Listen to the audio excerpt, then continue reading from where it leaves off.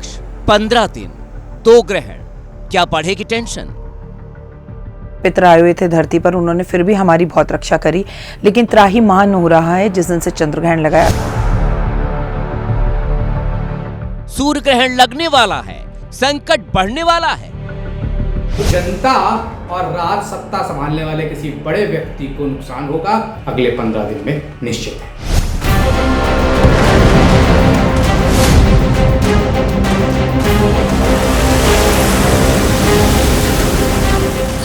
विनाश लीला का ग्रहण कनेक्शन। बड़ी बड़ी दुर्घटनाएं अभी भी बची हैं, जिसमें रेल दुर्घटनाएं, किसी धार्मिक स्थान पर बहुत सारे लोगों की घटनाएं हो जाना। मान्यताओं की डोर, विज्ञान किशोर। ये ग्लोबल वार्मिंग नहीं है, ग्लोबल बॉइलिंग है। टेम्परेचर इतना एक्सट्रीम वेरिएशन आएगा कि हमने सोचा भी नहीं होगा। न हो जाए चूक, सूर्य ग्रहण पर क्या शुभ और क्या अशुभ। नमस्कार, स्वागत है आपका एबीपी न्यूज में। मैं हूं अवधेश। अब से कुछ घंटे के बाद साल का आखिरी सूर्य ग्रहण लगने जा रहा है। हालांकि ये एक आंशिक सूर्य ग्रहण होगा जिसमें चंद्रमा सूर्य के एक हिस्से को ढक देगा और इस दौरान सूर्य अर्ध चंद्राकार आकार में दिखाई देगा। भारत में ग्रहण नजर नहीं आएगा, लेकिन ऑस्ट्रेलिया, न्यूजीलैंड और अंटार्कटिका के कुछ हिस्से में इसे देखा जा सकेगा। भारतीय समयानुसार ग्रहण की जो शुरुआत होगी वो रात 11 बजे होगी और इसका पीक टाइम 11 जो आएगा बीच में 22 सितंबर की रात 3:23 पर यह खत्म होगा। लेकिन इन सब के बीच धर्म और ज्योतिष को मानने वाले अपने अलग तर्कों के साथ आ रहे हैं। उनका कहना है कि ये एक अच्छा संकेत नहीं है, लेकिन जो वैज्ञानिक हैं, जो तर्कशास्त्री हैं, उनका स्पष्ट रूप से कहना है कि खगोलीय घटनाओं को किसी डर या फिर किसी चमत्कार से रोकना, जो जोड़ना है वो नहीं चाहिए। हम सीधे मेहमानों को करते हैं, परिचय करा देते हैं। पंडित प्रकाश जोशी जी हमारे साथ जुड़ गए हैं, ज्योतिषाचार्य हैं। अरुण कृष्ण जी हैं, धर्मगुरु हैं। नीतीश शर्मा जी ज्योतिषाचार्य हैं, वो भी हमारे साथ जुड़ गए हैं। वहीं तर्क का पक्ष रखेंगे कपिल कक्कड़ जी। बीके त्यागी जी वैज्ञानिक है, वो हमारे साथ जुड़ गए हैं। और तर्कशास्त्री सांत्वना मिश्रा जी भी हमारे साथ जुड़ गए हैं। आप सभी का बहुत स्वागत है। और सीधे अब इस कार्यक्रम की शुरुआत कर देते हैं। और नीतीश शर्मा जी आपके पास आ रहे हैं। जिस तरीके से फिर से एक बार सूर्य ग्रहण आया है तो चर्चाओं का दौर शुरू हो गया है कि ये सूर्य ग्रहण शुभ नहीं है, तो क्यों शुभ नहीं है? देखिए, फिर से नहीं शुरू हुआ है ये चर्चाओं का दौर। ये और ग्रहण जो है ये निश्चित रूप से ज्योतिष की दृष्टिकोण से भी, शास्त्रीय दृष्टिकोण से भी, हमारे वेदों के दृष्टिकोण से भी ये एक सेलेस्टियल इवेंट ही है। जब सूर्य, चंद्रमा, पृथ्वी एक धुरी पे आते हैं, 180 डिग्री के अंशों पे आते हैं, एक सीध पे आते हैं, और राहु और केतु, जिसको नॉर्थ नोड और south node of the moon हम लोग बोलते हैं साइंटिफिक भाषा में, असेंडिंग और descending nodes, basically intersection point होते हैं पृथ्वी की और चंद्रमा की ऑर्बिट के। ज्योतिष में उसको राहु और केतु की संज्ञा दी गई है, छाया ग्रह की संज्ञा दी गई है। सूर्य ग्रहण की स्थिति तब बनती है जब सूर्य और पृथ्वी के बीच में चंद्रमा आ जाता है, यानी कि जो सूर्य की ऊर्जा और ऊष्माएं पृथ्वी तक पहुंच रही हैं। लेकिन ज्योतिषीय दृष्टिकोण से इसे खतरनाक क्यों बताया जा रहा है? देखिए, ज्योतिष में हर ग्रह के कारक तत्व हैं, हर राशि के कारक तत्व हैं, एक सिग्निफिकेशंस हैं, उसका इम्पैक्ट पड़ता है।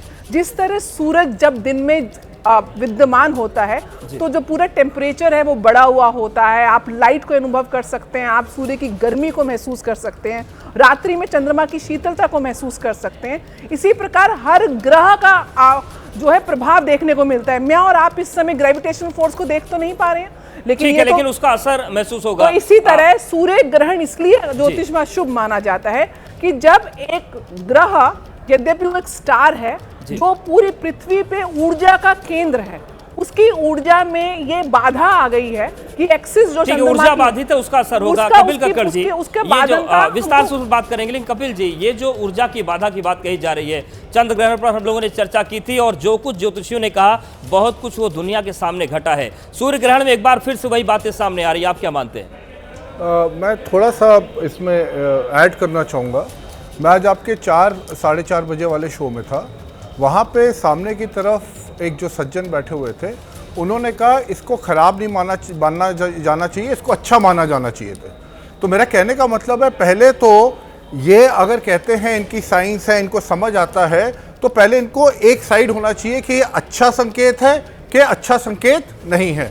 दूसरा, अगर आप याद करेंगे जो अपना कुछ टाइम पहले जगन्नाथ मंदिर पे एक चील ने जो फ्लैग लेके उड़ रही थी, उसमें भी आप देखेंगे कि इन लोगों के ही दो तर्क थे। कोई कहता था ऑस्पिशियस है, कोई कहता था इनऑस्पिशियस है। तो मेरा कहने का मतलब है, जब इनमें खुद ही डिवीजन है कि सोलर एक्लिप्स पॉजिटिव है, नेगेटिव है, तो ये किस हिसाब से दावा कर सकते हैं? वो इसलिए दावा नहीं कर सकते क्योंकि ये कहीं ना कहीं साइंस नहीं है कि ऑस्पिशियस इनऑस्पिशियस की। इन्होंने राहु केतु की बिल्कुल ठीक बात करी, असेंडिंग एंड डिसेंडिंग। पर अगर आप ज्योतिष उसके अंदर भी देखें, ये लोग ऐसा मानते हैं कि राहु केतु जो सन को वो कहीं ना कहीं निगल जाते हैं जी। और इस वजह से रोशनी गायब हो जाती है। तो मेरा कहने का मतलब है, जहां तक अगर आप पंचांग को देखें, कैलकुलेशन को देखें, कोई उसको डिस्प्यूट नहीं करता क्योंकि उसमें पूरा लॉजिक है और वो पूरी साइंस है। जब हम प्रेडिक्शन और जब हम इस तरह की बातें करते हैं जो कि बहुत वेग होती है, जिनका कोई साइंटिफिक सब्सटेंस नहीं होता, तो ये सवाल है कि आप लोग जब अपने आप में एक मत नहीं है, तो फिर वही एक मत ना होना धर्म पर सवाल खड़े कर देता है, ज्योतिष पर सवाल खड़े कर देता है। देखिए, जहाँ तक ज्योतिष की बातें हैं, हमारे साथ कुछ ज्योतिषाचार्य हैं जो आपको बहुत ज्योतिष की बातें समझाएंगे। मैं आपको ब्रह्म के व्यापक स्वरूप के बारे में बताता हूँ, जिससे सब कुछ जुड़ा हुआ है। वेद कहते हैं तपसा चीयते ब्रह्मा ततो अन्नम विजायते, अन्नात् प्राणः मना सत्यम लोके कर्मसि चामृतम। ये जगत बार बार बनता है और बार बार प्रलय में चला जाता है। अरुण जी, ब्रह्म पर हम चले जाएंगे, ब्रह्मांड पर चले जाएंगे। सीधा सवाल जो ये कि आप जब एक मत नहीं है तो कोई मत कैसे आप स्थापित करेंगे? नहीं, मेरा कहने का मतलब है कि जब ब्रह्मांड में कोई भी घटना घटेगी तो उसका प्रभाव जीव जंतु प्रकृति मानव सब पर पड़ेगा, और ये बिल्कुल निश्चित है। यदि अगर हम वेद भी पढ़ते हैं तो वेद में पहले कहा जाता है कि आपके अंदर श्रद्धा होगी तभी आप उसे समझ पाएंगे। तो अगर ब्रह्मांड में किसी तरह की कोई भी गतिविधियां होती हैं तो उसका मानव पे उसका प्रभाव पड़ेगा, और ग्रह नक्षत्रों का प्रभाव भी मानव जीवन पर पड़ता है। जोशी जी, कैसे प्रभाव पड़ेगा ये? देखिए, मैं आपको बता दूं कि बहुत अच्छा आपने कहा। सबसे पहले ये जो बात कही है, यह वराह मिहिर ऋषि ने बोली है, और ये जो सूर्य ग्रहण है इस पर चर्चा नहीं है। चर्चा जो हो रही है, दो ग्रहण एक साथ पड़ रहे हैं, 14 दिन के अंदर ये दो ग्रहण एक साथ पड़ रहे हैं, तो उसको वराह मिहिर ऋषि ने इनको अशुभ की संज्ञा दी है। ऐसे में जल प्रकोप ज़्यादा आते हैं, भूकंप की स्थितियाँ ज़्यादा आती हैं, साथ ही साथ देखा जाए तो सत्ता में परिवर्तन आता है। और इस वक्त जो है जो ये सूर्य ग्रहण 21 सितंबर को बन रहा है, सूर्य, बुध और चंद्रमा एक साइड बैठे हैं प्लानेट, और उस पर शनि की दृष्टि है। शनि का समसप्तक योग बन रहा है, जो कि देशों के लिए, खासकर मैं आपको बता दूं जहां पर ये ग्रहण लग रहा है, जैसे ये वेस्टर्न पार्ट के अंदर कह लीजिए कि लग रहा है, जैसे न्यूजीलैंड के अंदर, ऑस्ट्रेलिया के अंदर ये लग रहा है, फिजी के अंदर लग रहा है, तो वहाँ भूकंप, जल प्रलय से संबंधित कोई घटना होती हुई नजर आएगी। लेकिन कहीं ना कहीं जो ईस्टर्न पार्ट है उसमें भी, पाकिस्तान के अंदर आप अति शीघ्र देखेंगे कि यहाँ पर भी सत्ता परिवर्तन के योग नजर आ रहे हैं। ठीक है, परिवर्तन के अंदर भी दिक्कत है। लेकिन सांत्वना मिश्रा जी, क्या ये लोग मूल सवालों से बचने की कोशिश कर रहे हैं? उस सवाल का जवाब नहीं मिल पा रहा है कि आपके बीच ही मत भिन्नता है, कोई कह रहा है अच्छा है, कोई कह रहा है बुरा है, तो ये खुद ही परिणाम पर नहीं पहुंच पा रहे हैं। मैं आपके शो की बात करूं, 7 सितंबर की बात है जब चंद्र ग्रहण पड़ा था और हम इसी पैनल में बैठे थे, तो कुछ जो हमारे विपक्ष में लोग बैठे थे उन्होंने कहा कि कल तो दुनिया खत्म हो जानी है, कल बहुत सारी ऐसी घटनाएं होंगी ग्रहण की वजह से जिससे कि अनिष्ट ही होगा। उसके बाद हमने देखा ऐसी कोई घटना नहीं हुई। तो ये सही बात है कि हम डर का माहौल पैदा करके हम किसी भी साइंस को स्टैब्लिश नहीं कर सकते। नेपाल में क्या हुआ था मैडम? हाँ जी, नेपाल में क्या हुआ था?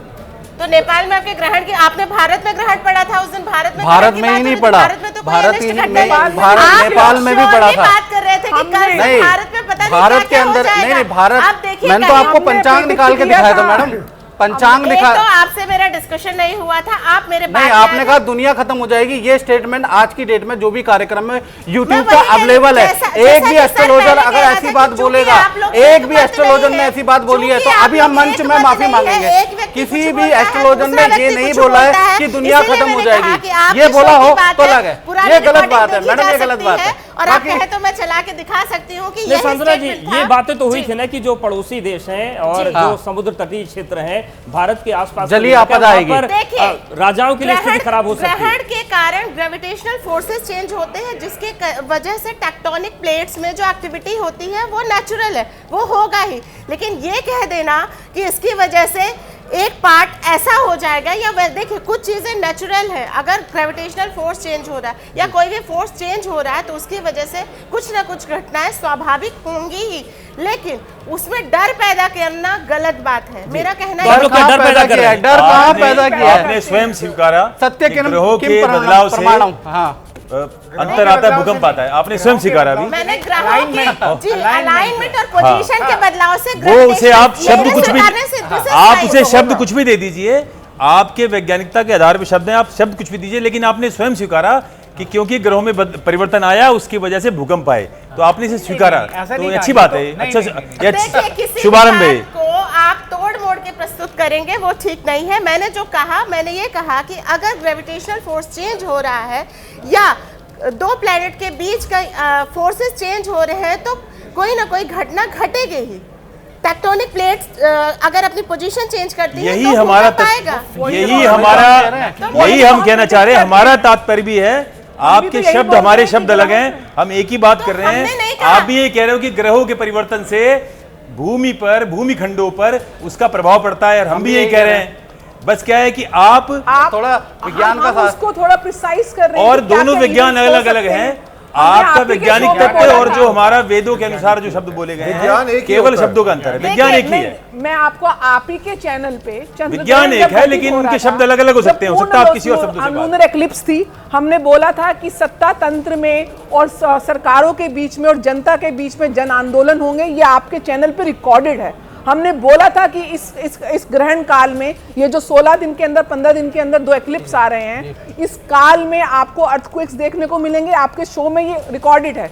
हमने बोला था कि वर्षा और जो प्राकृतिक आपदाएं हैं उसकी घटनाएं होंगी, वो रिकॉर्डेड है। हमने बोला था आपको कि मानसिक रूप से कहीं ना कहीं लोगों को पीड़ा होगी, एंजाइटी वो रिकॉर्डेड है।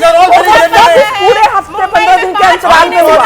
हमने बोला था कि जियोपॉलिटिक्स लेवल सत्ताओं के बीच में मतभेद होगा। आज आप देखिए किस प्रकार से चाइना, रशिया, अमेरिका पूरे वर्ल्ड ग्लोबल ऑर्डर की चेंज की बात करता है।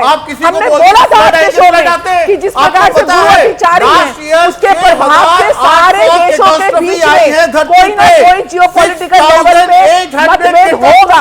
हमने आपके चैनल पे ये भी बोला था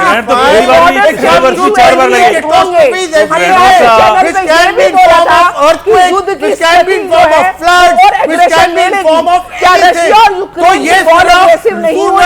यही का पार्ट है, यही फलित का पार्ट है।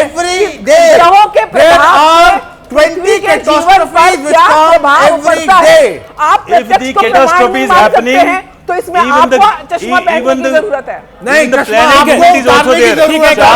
पिछली बार भी लगा, 2 बार चंद्रग्रहण, 2 बार सूर्यग्रहण। शास्त्री अपनी बात कर रहे हैं, जो ज्योतिषाचार्य अपनी बात कर रहे हैं, तो सर अब उस पे आ जाते हैं, कुछ चीजों की बात करते हैं।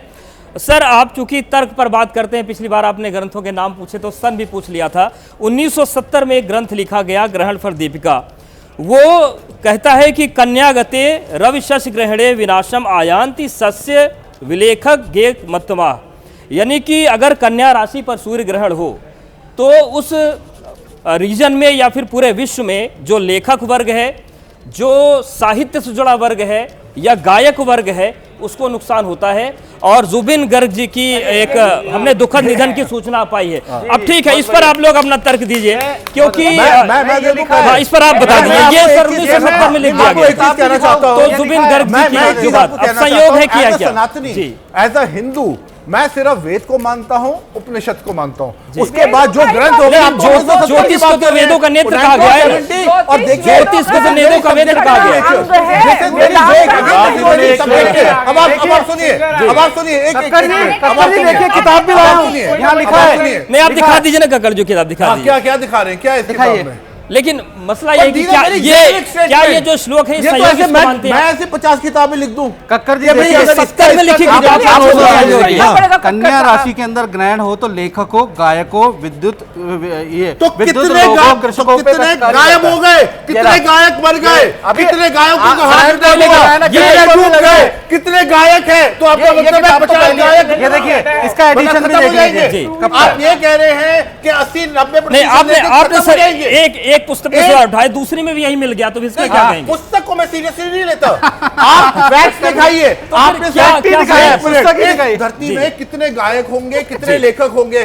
कम से कम 1 करोड़ 2 करोड़ तो होंगे, देखिए 20 करोड़ यही- होंगे। ठीक है, आप बताइए। उनमें से आपने समझने की कहा कि एक आवश्यकता आदमी है। चला मैं गया, नीति जी का वो सवाल सच्ची लेते हो हैं। गई। नीति जी का साहब पक्ष आपकी लेते बात को ऊपर में रखती हूँ। धरती पे कितने गायक होंगे, कितने लेखक होंगे, क्या सबके सब मृत्यु को प्राप्त हो रहे? नहीं, हम संभावनाओं की बात तो कर रहे हैं। संभावना तो और संभावनाओं में 0.0001% आज वो नेशन का न्यूज बनी हुई है, वो हेडलाइन बनी हुई है कि एक बहुत प्रसिद्ध गायक एक एक्सीडेंट में एक नॉर्मल अननेचुरल डेथ मरा, तो ये न्यूज में आया। इस न्यूज को आने का मतलब ये है कि हम जो गणनाएं कर रहे हैं, बताइए। ठीक है, बीके त्यागी सर, आप अपनी फलीभूत हो रही नीति है। जी बीते त्यागी जी सुन लेते हैं। ये बड़ा एक साइंटिफिक फैक्ट है कि ठीक, आप मानते हैं कि संयोग था ये केवल एक? बिल्कुल संयोग है, क्योंकि 7 ग्रहण लग सकते हैं एक साल में, और जिसमें 2 तो मिनिमम होते ही हैं, और जिसमें जब सूर्य ग्रहण होता है, चंद्र ग्रहण या तो उससे पहले होगा या बाद में अक्सर होता है जी। क्योंकि अलाइनमेंट पोजीशन है, उसको आप बहुत आसानी से कैलकुलेट कर सकते हो। तो ग्रहण तो हर साल आते हैं, तो इसका मतलब कि जितनी भी घटनाएं हो रही हैं वो हर साल होती रहेंगी। आपने जो टेक्टोनिक प्लेट की आपने बात करी कि पृथ्वी पर जीवन तभी हुआ कि जब ये सारे फोर्सेस को एक लेवल ऑफ स्टेबलाइजेशन आ गया था, मैं आपको तभी पृथ्वी पर जीवन हुआ। एक रिसर्च भी लेकिन देता हूं। अभी वो जो इतना जो अफेक्ट करता है वो इतना नहीं है कि उससे पृथ्वी इतना डोल जाए। हमने टेक्टोनिक प्लेट का भी वो भी अभी एक थ्योरेटिकल प्रोमाइस पे है, theoretical है वो भी अभी Exactly. क्योंकि पूरा प्रूवन नहीं है, प्रूवन नहीं है, Exactly. लेकिन वो क्या फोर्स है, वो क्या चीज काम करती है, अभी उसके बारे में रिसर्च हो रहा है। ठीक है, वो रिसर्च की लेकिन रिसर्च की आप बात कर रहे हैं।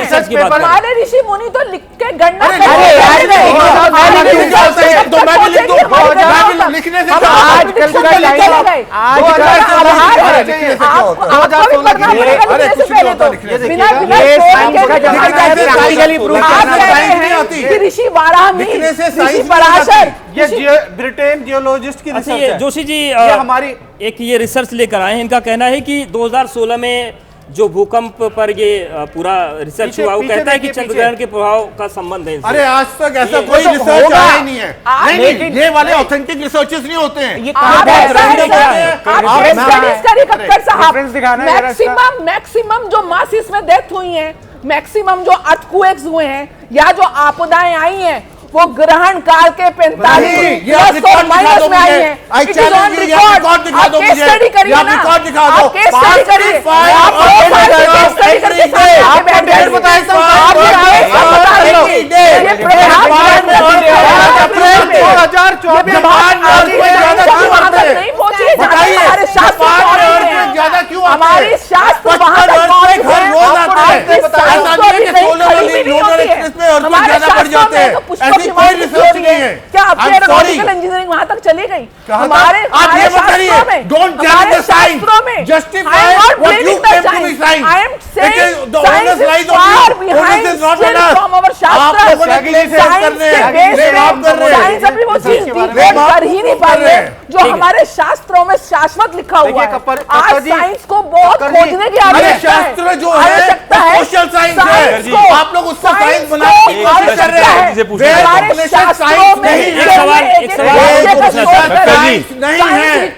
वेद उपनिषद सोशल साइंस है। पहला सवाल धर्मगुरुओं पर उठा। अरुण जी आप कक्कर जी ने अभी कहा कि कक्कर जी वेद उपनिषदों को मानते हैं। बिल्कुल। तो आप मानते होंगे क्योंकि आप वैज्ञानिक तथ्यों को मानते हो, तो वेद उपनिषद को इसीलिए मानते होंगे ना आप, क्योंकि नहीं आपको ऐसा नहीं है, वो फेथ की बात है क्योंकि वो हमारा रिचुअल है, हमारे ट्रेडिशन फिर आपको बता दूं सनातन धर्म में फेथ तर्क के आधार पे माना जाता है। नहीं माना जाता, ये गलत आप है। फिर उपनिषद पढ़ा नहीं आपने। आप सुनिए तो मेरी बात सुनिए। बोलिए। जब आप उपनिषद पढ़ेंगे तो उपनिषद में स्पष्ट शब्दों में लिखा हुआ है कि जो फेथ है, श्रद्धा, श्रद्धा तर्क की कसौटी पे जो खरा उतरता है उसी को श्रद्धा कहते Proof करिए ना। हैं। नहीं, मैं आप उपनिषद को मानते हो, उपनिषद के शब्द बताओ आपको। मैं कह रहा हूं, proof अरे मैं करिए। आपको ईशो उपनिषद के शब्द बता रहा हूं, मैं नहीं कह रहा ये। अब मेरी बात तो सुनिए। नहीं हूं, मैं अंधभक्त नहीं हूं, अरे मैं रैशनलिस्ट मैं हूं, आपको कह रहा मैं हूं, तर्कशास्त्री आपने हूं। मेरी बात ही नहीं सुनी। हाँ, बोलिए। अभी आपने कहा कि आप उपनिषद वेदों को तो मानते होंगे ना, यदि आप सनातन हिंदू। ब्लाइंडली नहीं मानता कि आपने जो भी, क्योंकि अभी उसके ऊपर भी अभी आप हम लोग मेरी बात तो discuss कर सुनिए, रहे थे। आप पूरा कौन सी पूरा संस्कृत प्रश्न है, सुनिए, कौन सी संस्कृत में वो लिखे पूरा हुए हैं, प्रश्न किस सुनिए। संस्कृत में मैं वो आपको पुस्तक आपसे उपनिषद समझे दे जा दूंगा, रहे हैं। आप हाँ। पूरा प्रश्न सुनिए। आप एक्ट ऑफ इनर्शिया को मानते हैं? हाँ, बोलिए आप। मानते हैं ना एक्ट ऑफ इनर्शिया को? हाँ। क्या है एक्ट ऑफ इनर्शिया? बोलिए आप। आपसे पूछ रहा हूं क्या है। नहीं, मैं नहीं यहाँ पर बैठा, मुझे नहीं मालूम, चलिए बोलिए। आपके वेदानुसार हाँ। जब जगत हाँ। का विनाश होकर जब सब कुछ ठहर जाता है, जड़ता में आता है, उसी को निष्क्रियता यानी एक्ट ऑफ इनर्शिया कहते हैं। अब आपने कहा उपनिषद को मानता हूं, उपनिषद ने कहा तपसा चीयते ब्रह्मा ततोन्नम विजायते अन्नात् प्राणा मना सत्यम लोके कर्मसि चामृतम, कि ब्रह्म के तप से ही जो ब्रह्म के स्वाभाविक ब्रह्म इस ब्रह्मांड को बनाने की जो उसका स्वाभाविक क्रिया है, स्वाभाविक इच्छा है, उसी को ईक्षण कहा गया वेदों में। चलिए शास्त्रों की भी बात करेंगे, धर्मों की ईश्वर भी ब्रह्म बात के तप करेंगे से ही और ये विस्तार सारा से ब्रह्म चर्चा चला है, करेंगे कि ब्रह्म के तप से ग्रहण काल जगत में बना है। ज्योतिष की भी बात हो रही है, वेद उपनिषदों की बात कर रही है, तर्कों की भी बात करें। एक छोटा सा ब्रेक लेंगे, एक छोटा सा ब्रेक लेंगे यहाँ पर, लेकिन ये बड़ी कवरेज जारी है क्योंकि विज्ञान और धर्म के बीच की जो लाइन है वो हमें समझनी होगी। हालांकि दोनों के अपने अपने तर्क।